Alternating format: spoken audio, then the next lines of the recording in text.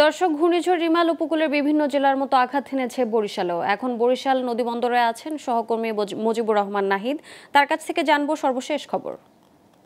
গতকাল ঘূর্ণিঝড় রেমাল উপকূল অতিক্রম করার পর থেকে কিন্তু বরিশালে প্রচুর পরিমাণের বৃষ্টি এবং বাতাস বরিশালের উপর দিয়ে বয়ে যাচ্ছে এবং বরিশালের যে বিভিন্ন নদ নদী রয়েছে সেই নদ নদীর পানি কিন্তু কয়েক ফুট বৃদ্ধি পেয়েছে। এই পানি বৃদ্ধির ফলে কিন্তু বরিশালের যে নিম্নাঞ্চল রয়েছে সেসব নিম্নাঞ্চল তলিয়েছে এবং এখানে পানিবন্দী হয়ে রয়েছেন কয়েক হাজার মানুষ। আমি এই মুহূর্তে অবস্থান করছি বরিশাল নদীবন্দর এলাকায়। আপনাদের যদি একটু দেখানোর চেষ্টা করছি যে বরিশাল কীর্তনখোলা নদী এই মুহূর্তে কিন্তু বেশ উত্তাল রয়েছে।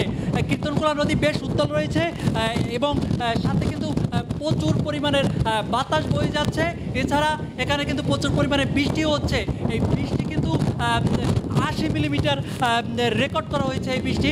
এবং আপনাদের আরেকটি বিষয় যেটি জানাতে চাই যে আজ কিন্তু ভোরে বরিশাল নগরীর যে রূপাতলি রয়েছে সেই রূপাতলিতে কিন্তু দেওয়াল ধসে দুইজনের মৃত্যু হয়েছে এবং সেখানে কিন্তু একজন আহত হয়েছেন বলে নিশ্চিত করেছেন কোতোয়ালি থানার ওসি আরিসুল হক। আরেকটি বিষয় আপনাদের জানাতে চাই যে বরিশালের যে ঘূর্ণিঝড় রেমাল মোকাবিলায় কিন্তু সকল ধরনের প্রস্তুতি গ্রহণ করেছিলেন প্রশাসনের পক্ষ থেকে কিন্তু 500টির বেশি আশ্রয়ন কেন্দ্র প্রস্তুত রাখা হয়েছিল। কিন্তু সেখানে কিন্তু গতকাল রাতেই কিন্তু সেখানে বিভিন্ন মানুষ আশ্রয় নিয়েছেন।